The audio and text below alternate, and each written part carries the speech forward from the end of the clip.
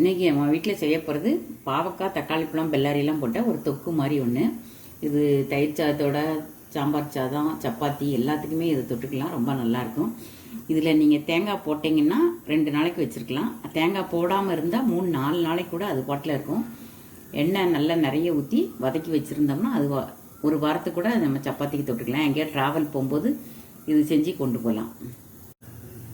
தொகுக்கு தேவையான ஜாமான் பாவக்காய் 1, பெரிய பாவக்காய் 1, பெல்லாரி 2 பெல்லாரி, தக்காளி 1, தாளிக்கிறதுக்கு கடுகு, உளுந்தம்பருப்பு, மசாலா 1.5 ஸ்பூன் மிளவத்தப்பொடி, 1/4 ஸ்பூன் மஞ்சப்பொடி, ஒரு 1/4 ஸ்பூன் காயப்பொடி. வத்தல் பொடி உங்களுடைய தேவைக்கு தக்கனபடி போட்டுடுங்க. நல்லா காரமாக வேணும்னா 2 ஸ்பூன் கூட போட்டுக்கலாம். இப்போ வாங்க எப்படி செய்யலாம்னு பார்க்கலாம்.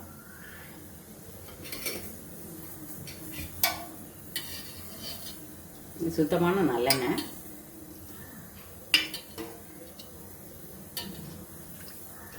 இப்போ எண்ணெய் காஞ்சிட்டு நம்ம கடுகு உளுந்து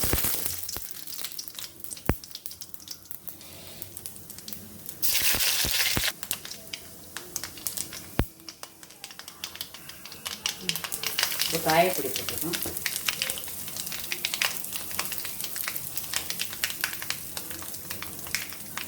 கடுகு நல்லா வெடிச்சிச்சு. இப்போ நம்ம வெங்காயம்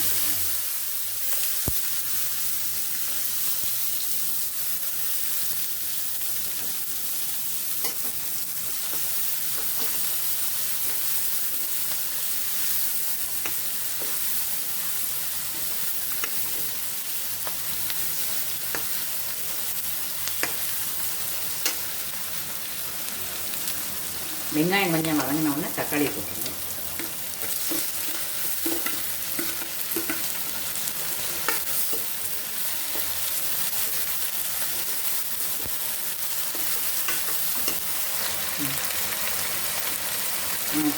பாவக்காய் சுகர் பேஷண்ட்டுக்கு ரொம்ப நல்லது. அவங்க தினமும் நம்ம அதை ஒன்றா செஞ்சு இப்படி ஒரு நாளைக்கு வச்சு கொடுத்தா அவங்க டேஸ்ட்டாக இருக்கும். சாதத்தோட பிசைஞ்சும் சாப்பிட்லாம், தொட்டு சாப்பிட்றதுக்கும் வச்சுக்கலாம். இந்த தக்காளி வெந்துருச்சு, நம்ம பாவக்காய் வைக்கலாம்.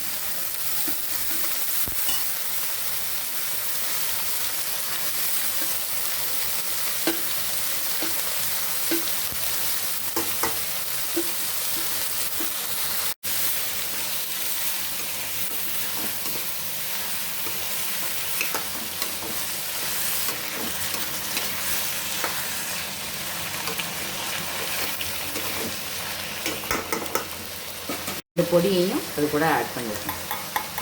வத்தல் பொடியும் மஞ்சள் பொடியும் போட்டு உப்பும் போட்டுருவோம்.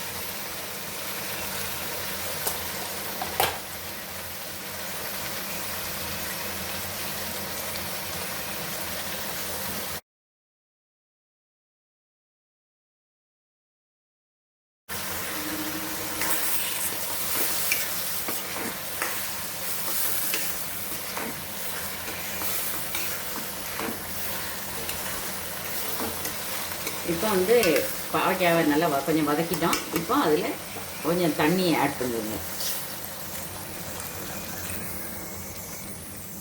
இந்த அளவுக்கு தண்ணி நல்லா ஊற்றி உப்பு போட்டு எல்லாம் போட்டு மூடி வச்சுருங்க. அது நல்ல ஒரு 5 நிமிஷம் வேகட்டும். நல்லா வெந்து தண்ணியெல்லாம் ட்ரை ஆயிரும் வற்றி. அதுக்கப்புறம் ஒரு சின்ன துண்டு மண்டவெல்லம் போட்டு நம்ம பெரட்டும் போது அதுபடி எண்ணெய் கக்கி நல்லா சுருண்டு வந்துடும். இப்போ இப்படி நல்லா வெந்துக்கிட்டு இருக்கு. தண்ணி இல்லைன்னா லேசாக தண்ணி ஊற்றிக்கிடுங்க. உப்பு இந்த சமயத்தில் நீங்கள் பார்த்துடுங்க, கரெக்டான அளவு உப்பு இருக்கான்னு லேசாக பார்த்துடுங்க. இந்த சமயத்தில் ஆட் பண்ணோன்னா பண்ணிடலாம். ஒரு சின்ன துண்டு மண்டை வெல்லத்தையும் இப்போ போட்டுருங்க. அப்போ தான் நல்லா அதோட ஒன்றா கலந்து நல்லாயிருக்கும். அந்த உரப்பு, உப்பு, அந்த இனிப்பு எல்லாம் சேர்ந்த மாதிரி நல்லா சின்னதாக கொஞ்சமாக போட்டால் போதும். மண்டை வெல்லம் நிறைய வேண்டாம். இந்த சமயத்தில் இவ்வளவு கொஞ்சமாக மண்டை வெல்லம் போட்டால் போதும். இங்கே பாருங்கள், இவ்வளவு போட்டால் போதும். நிறைய போட்டுறாதீங்க, பிறகு பாவக்காய் ஜாம் ஆயிரும். அதனால் பார்த்து கொஞ்சமாக போடுங்க, போதும். இப்படி கிண்டி அதுக்கப்புறம் மூடி போட்டு மூடி வச்சுருங்க. ஒரு 2 நிமிஷம் நல்லா வேகட்டும்.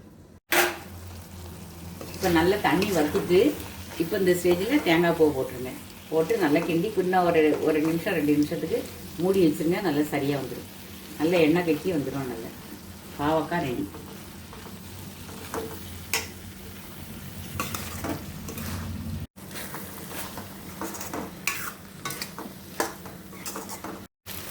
நல்லா வந்துடுச்சு, எண்ணெயெல்லாம் நல்லா மேலே வந்துடுச்சு. இந்த ஸ்டேஜில் நம்ம இறக்கிற வேண்டியது. பாருங்கள்,